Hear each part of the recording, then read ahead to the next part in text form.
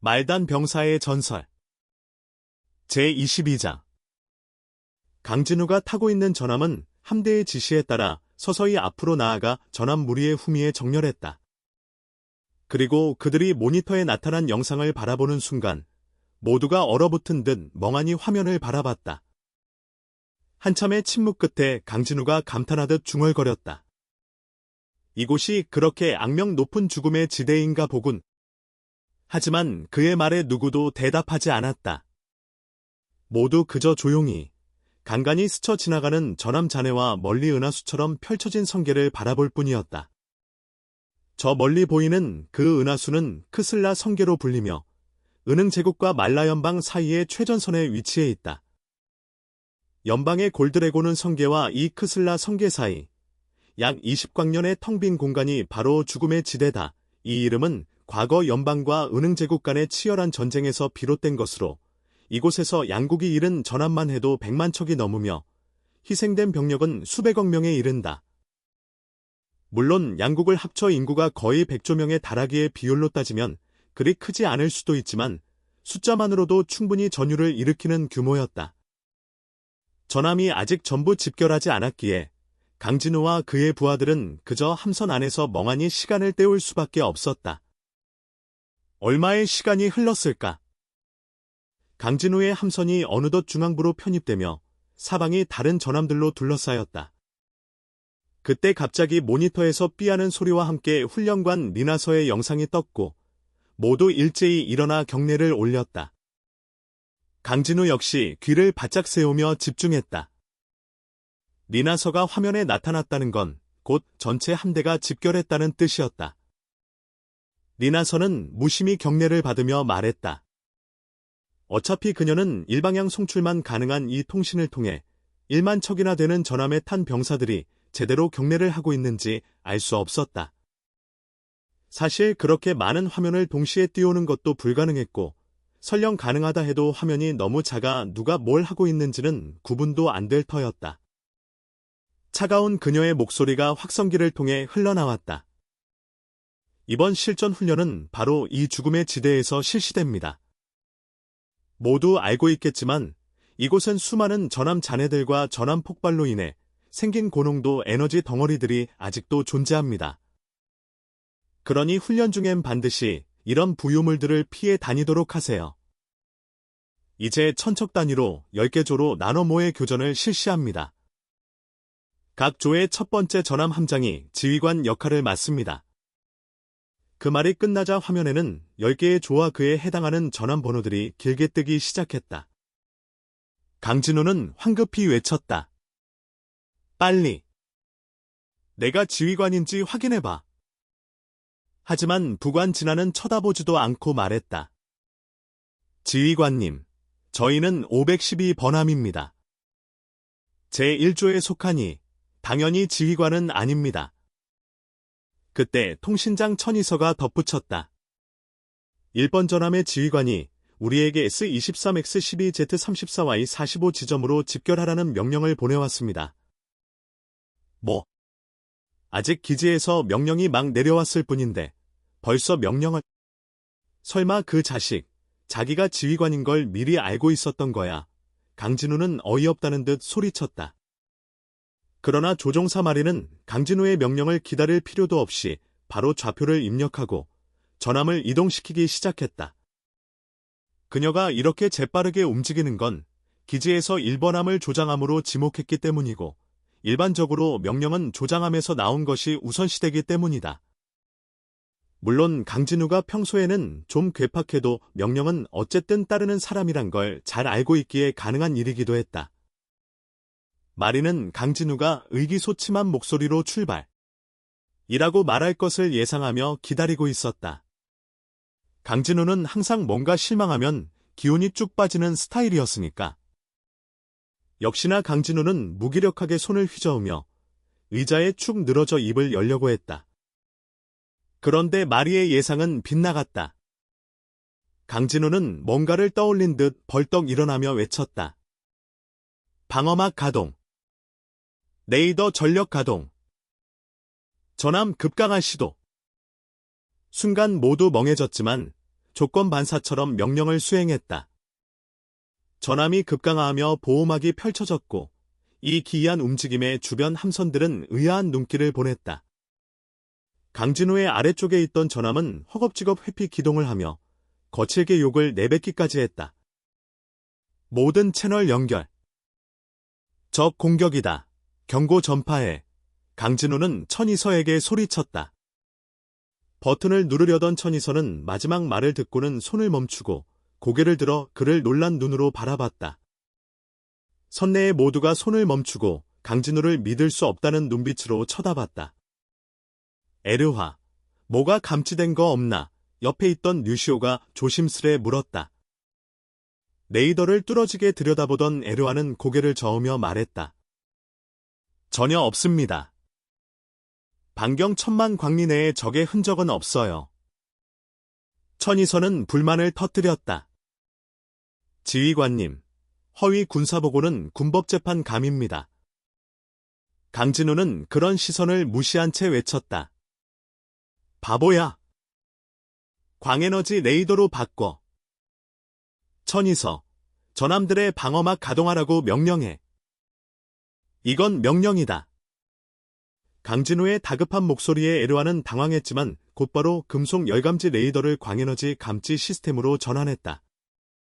천이서는 여전히 명령을 따르지 않았다. 그녀는 강진호를 완전히 신뢰하지 않고 있었다. 둘 사이의 감정의 벽이 겨우 해소된 지 며칠밖에 되지 않았던 것이다. 그 순간 에르와의 얼굴이 창백해지며 외쳤다. 냉에너지 레이저광. 모두 놀라 화면을 바라보았고 크슬라 성계 방향에서 밝아지는 빗줄기를 보았다. 바로 경고음이 울려 퍼졌다. 그건 단순한 항성 빛이 아닌 치명적인 레이저광이었다. 냉에너지 레이저, 즉 콜드레이저는 핵에너지포의 일종으로 열이 없이 물체를 조용히 분해해버리는 무시무시한 무기였다. 금속 열 레이더로는 감지되지 않고 오직 광에너지 레이더로만 포착 가능했다. 강진우가 겨우 한마디 내뱉으려는 찰나 화면은 하얀 빛으로 뒤덮였고 곧 전함 전체가 거센 진동에 휩싸였다. 방어막 에너지 90%, 80%, 70%. 컴퓨터의 무감정한 목소리가 숫자를 읊조렸다. 흔들림이 멈췄을 때 방어막 에너지는 20%만 남아 있었다. 불과 몇 초였지만 모든 사람들은 몇십 년을 겪은 듯한 느낌에 휩싸였다. 모두가 쓰러졌다가 정신을 차리고 선체 손상 상황을 확인하러 분주히 움직였다. 천이서는 후회 가득한 얼굴로 이제서야 다른 전함들과의 통신을 시작했다. 그 와중에도 모두가 슬쩍 강진우를 바라봤다. 어떻게 이걸 미리 알았지? 강진우는 슬쩍 귀를 만졌다. 귀 속엔 초소형 이어셋이 들어있었고 바로 제로스타가 그를 위해 강제로 착용하게 한 것이었다. 방금도 제로스타가 그에게 적이 콜드레이저를 쏘고 있다는 정보를 알려준 것이다. 물론 그녀는 화면에 직접 정보를 표시할 수도 있었지만 자신이 존재하고 있다는 사실을 남들이 알아채는 건 원하지 않았다. 이 전함들에 탑재된 컴퓨터 수준으론 수천만 광리 너머에서 쏘아올린 레이저광을 수십 분 전에 감지하는 건 불가능했다. 제로스타에게 중요한 건 오직 하나, 강진우가 살아남는 것뿐이었다. 나머지 승무원들은 솔직히 관심도 없었다. 게다가 제로스타는 이미 알고 있었다. 방어막만 제대로 가동되어 있다면 아무리 멀리서 쏘아온 콜드레이저라도 자주포 전함의 보호막을 뚫진 못한다는 사실을. 그래서 그녀는 느긋하게 강진우가 놀라워하고 긴장하는 얼굴을 감상하고 있었던 것이다. 보고 드립니다. 주포, 보조포, 어뢰 발사구 등 무기 시스템은 전부 이상 없습니다. 정비병 수월가가 진단을 마치고 반가운 목소리로 외쳤다. 그 누구도 전함이 이런 강한 공격을 버티고도 무사할 거라 예상 못했기에 다들 놀란 얼굴이었다. 하지만 다음 보고는 분위기를 무겁게 만들었다. 지휘관님, 방어막 출력이 20%로 하락했습니다. 에너지 변환기가 손상되어 주 에너지원과 연결이 불가능합니다. 다른 정비병 람벤트가 굳은 얼굴로 말했다. 이 말을 들은 순간 방금 전까지 안도했던 사람들의 표정이 일제히 싸늘해졌다. 원래 방어막이 100%일 때는 시급 구축함의 주포 한 발도 버틸 수 있었지만 20% 상태에선 A급 순찰함의 단발 사격도 위험했다. 하지만 강진우는 흔들림 없이 말했다. 변환기 복구 시도해. 천이서, 지금 즉시 본부에 적의 기습 공격을 보고하고 위치도 전달해. 마리, 전함 즉시 이탈 준비. 에르화, 적 전함 위치 추적. 류시오, 방금 공격의 에너지 수치로 적 함대 규모 추산. 진아, 아군 피해 규모 집계. 전원 전투 대기. 이건 기본이었다. 레이저의 발사 횟수와 강도를 분석하면 적 전함의 수와 무장 정도를 역산할 수 있다. 훈련받은 병사라면 누구나 아는 상식이었다. 예, 지휘관님. 수월가와 람벤트는 자리에서 벌떡 일어나 수리 통로로 달려갔고 나머지 승무원들도 망설임 없이 강진우의 명령을 이행하기 시작했다. 이제는 누구 하나 강진우의 판단을 의심하지 않았다. 모두가 머릿속에선 어떻게 알았지? 나는 질문이 맴돌고 있었지만 지금은 그걸 따질 때가 아니었다.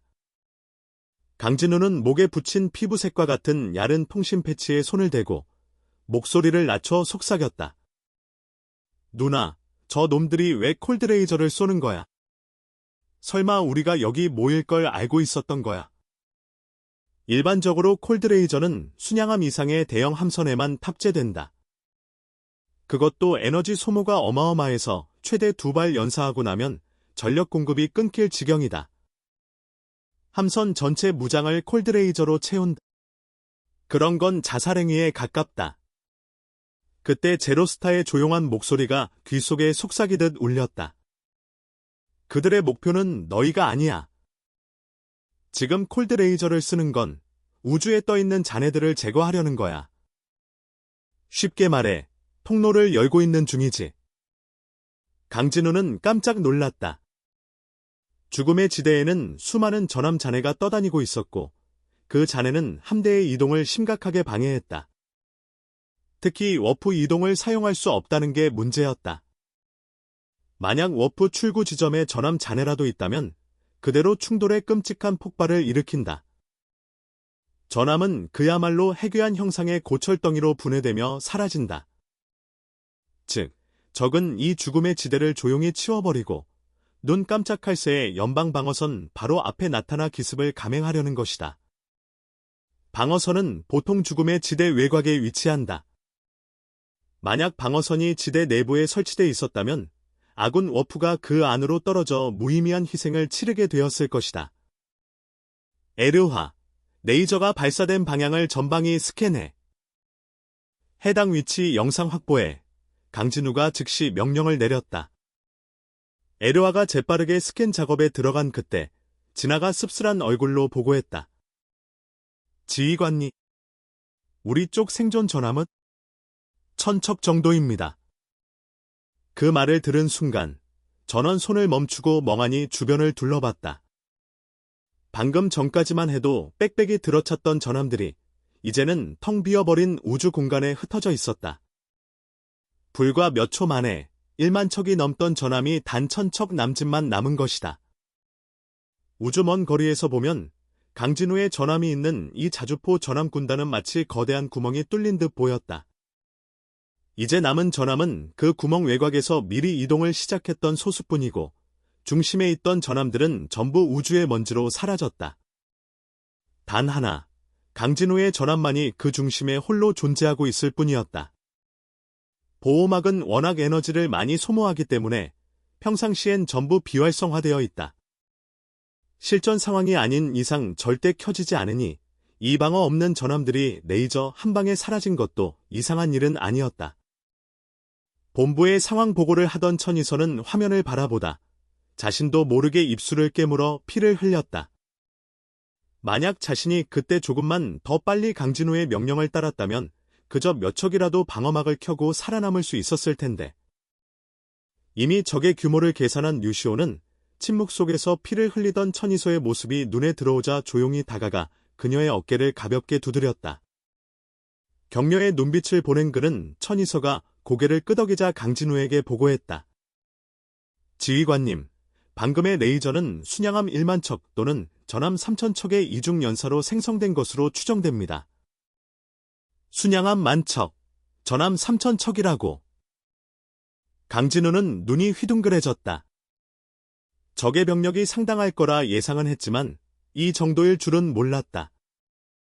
자신이 가진 정보로는 이 정도 전력은 연방의 골드레곤은 성계 전체 병력과 맞먹는 수준이다. 설마 전면전이 시작되는 건가? 그때 천이서가 외쳤다. 지휘관님, 본부에서 통신 요청입니다. 곧 모니터에 리나서 중령의 얼굴이 떴다. 평소 차가운 그녀와는 달리 이번엔 놀라움을 감추지 못한 표정이었다. 리나서는 강진우의 격려를 받을 새도 없이 다급히 말했다. 강진우, 지금 적의 습격을 받은 거냐? 우리 쪽 피해는? 적의 규모는 얼마나 되지? 가장 먼저 리나서에게 연락을 취한 게 강진우였고 다른 전함들에서도 연락이 들어왔지만 그녀는 먼저 강진우의 응답을 우선으로 삼았다. 강진우는 무거운 표정으로 고개를 끄덕였다. 네, 저희는 집결지에서 적이 미리 쏜 콜드레이저에 피격당했습니다. 전함의 90%를 잃었고 빔의 강도와 수치를 분석한 결과 적 전력은 최소 순양함 1만 척 또는 전함 3천 척 이상입니다. 물론 저 함선들만 있지는 않겠죠. 통상적인 편제로 보면 2개의 강화 함대군 이상입니다. 리나서의 얼굴이 창백해졌다. 지금 당장 철수하라. 그녀가 말을 채 끝내기도 전에 화면은 강제로 2분할되었고 한쪽에는 리나서가 다른 한쪽에는 냉엄한 표정의 중년 장군이 나타났다. 그는 어깨에 3개의 금색별을 단 고위 장군이었고 강진우가 상황 파악도 하기 전 그 장군은 딱딱한 경례를 하며 차갑게 말했다. 나는 골드레곤은 성계 그룹군 총사령관 고 장군이다. 방금 자네가 보낸 보고는 이미 지휘부에 도달했다. 현재 그룹군은 전력 소집 중이지만 주력 함대가 이곳 죽음의 지대에 도착하려면 4시간, 그리고 해골성 함대도 1시간은 걸릴 것이다. 나는 그룹군 사령관 자격으로 명령한다. 모든 자주포, 전함의 승조원은 1계급 진급하며 지금부터 적 함대를 저지하라. 단 1시간만 버티면 해골성 함대가 도착한다. 군구 쪽 누군가가 이 보고를 빠르게 전달했고 이 고 장군은 내 대화 내용까지 감청했겠지. 강진우의 귀에선 제로스타의 목소리가 조용히 속삭였다. 아니면 이렇게 딱 맞춰 끼어들 수가 없지? 이 소식을 들은 모두가 멍해졌다. 하지만 적의 규모를 모르던 다른 전함 승조원들은 진급이다 라며 환호성을 터뜨렸다. 리나서는 분노와 절망에 찬 얼굴로 외쳤다. 잠깐만요. 고작 1000척의 자주포 전함으로는 상대가 안 됩니다. 게다가 지금은 훈련 중으로 실전 경험도 없고요. 철수 명령을 내려주세요. 그때 제로스타가 조용히 말했다. 중계 음성은 우리 전함만 들을 수 있도록 설정돼 있어. 다른 전함들은 저 장군의 얼굴만 보고 있지. 이제 본격적인 밀담을 나누겠다는 뜻이겠지. 잠시 후 장군의 입이 움직였지만 소리는 나오지 않았다. 강진우는 급히 속삭였다. 누나, 저 사람들 대화 우리가 들을 수 있게 해줘. 후후, 나도 궁금했어. 잠시 후 강진우의 전함 내 스피커에서 장군과 리나서 중령의 음성이 울렸다. 장군은 냉정하게 말했다. 중령, 당신의 훈련 임무는 완료되었고 이제 자주포 전함 지휘권은 내가 접수한다. 그럴 리가 없습니다. 아직 열흘 넘게 남았어요. 리나서가 당황했다. 이건 원수님의 긴급 명령이다. 중령은 전투기 대대로 복귀의 지휘 임무를 맡아라. 전쟁이 시작된다. 리나서는 믿을 수 없다는 표정으로 혼잣말했다. 이럴 리가 없어. 왜 그 사람이 이렇게 빨리 명령을 내린 거야? 장군의 얼굴이 살짝 일그러졌다.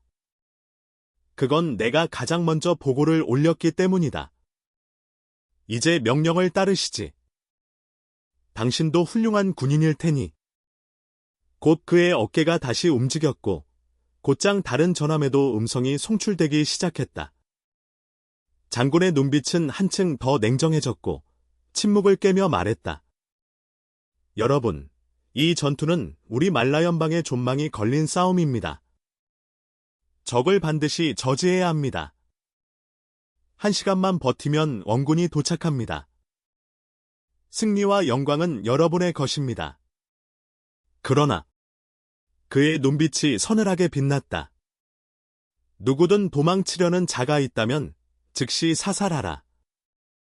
그를 감싸는 자 역시 군법 재판에 회부된다. 반드시 끝까지 싸우라. 그리고 그 순간 화면에서 그의 얼굴은 사라졌다. 리나선은 고개를 떨구며 중얼거렸다. 미안합니다. 모두 꼭 살아남으세요. 그녀의 통신도 끊겼다. 조용해진 전함 속 모두가 텅 빈 모니터를 멍하니 바라봤다.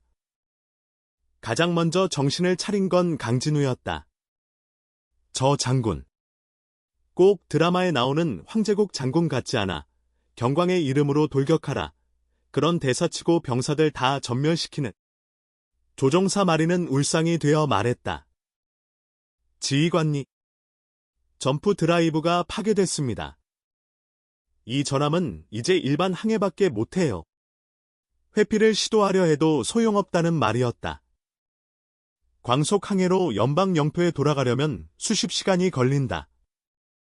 그 순간 정비병 람벤트가 기어 나오며 고개를 저었다. 지휘관님, 에너지 변환기는 완전히 망가졌습니다. 수리가 불가능합니다. 이제 남은 건 20% 출력의 보호막과 전멸에 대한 공포뿐이었다.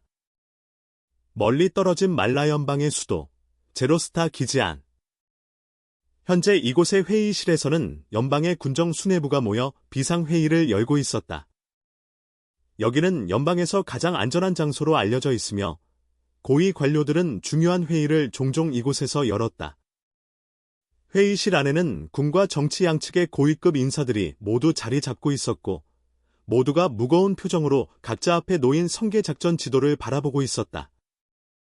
지도상에서 연방과 제국의 경계선 근처 연방 쪽엔 몇 개의 별표 푸른 점, 아군 전력, 별표 2 보였고 제국 쪽에는 유리 구슬처럼 거대한 별표 붉은 점, 적 전력, 별표 2 떠 있었다. 그 압도적인 규모 차이에 몇몇 문관들은 이마에 땀도 닦지 않고 손수건을 꺼내 얼굴을 문질렀다. 연방 대통령 남아민은 굳은 얼굴로 앉아 있었다. 그는 국방총사령관 오명진을 향해 낮은 목소리로 물었다. 골드레곤은 성계의 병력 집결 상황은 어떻나? 오명진은 테이블 위에 조작판을 눌러 화면을 확대시키며 말했다. 본대가 국경까지 도착하려면 약 4시간이 필요합니다. 하지만 해골성 방어선에 주둔한 부대는 1시간 이내에 도착 가능합니다. 남아민은 지도 위에 푸른 점들을 가리키며 인상을 찌푸렸다. 저 천척 남짓한 자주포 전함들로 제국 함대를 1시간이나 막을 수 있을까? 대통령의 속내는 간단했다. 곧 대선을 앞두고 있는 지금, 적의 공격은 그의 재선 가능성에 치명적인 변수였다. 설령 막아냈다 하더라도 적이 연방 영토에 침입했다는 사실 자체가 대통령 임기 중 최대 오점이 되는 셈이다. 오명진은 솔직하게 고개를 저었다. 솔직히 말씀드려, 그건 마치 개미 몇 마리로 무장한 쥐 2마리를 막는 격입니다. 해골성 부대가 도착하더라도 2개 강화 함대의 진격을 막기는 어렵습니다. 그는 이어서 작전 지도를 조작했다. 화면 상의 노란 점들 해골성 함대를 뜻하는 점 하나가 후퇴했고 그 지점은 자주포 전함들과 상당히 떨어진 위치였다. 이 자주포 전함들은 적에게 원군이 곧 도착할 것처럼 보이게 하는 미끼입니다. 적이 그렇게 오해하게 되면 진격을 멈추고 재정비하느라 시간을 벌 수 있습니다. 남아민은 곧 납득하며 고개를 끄덕였다.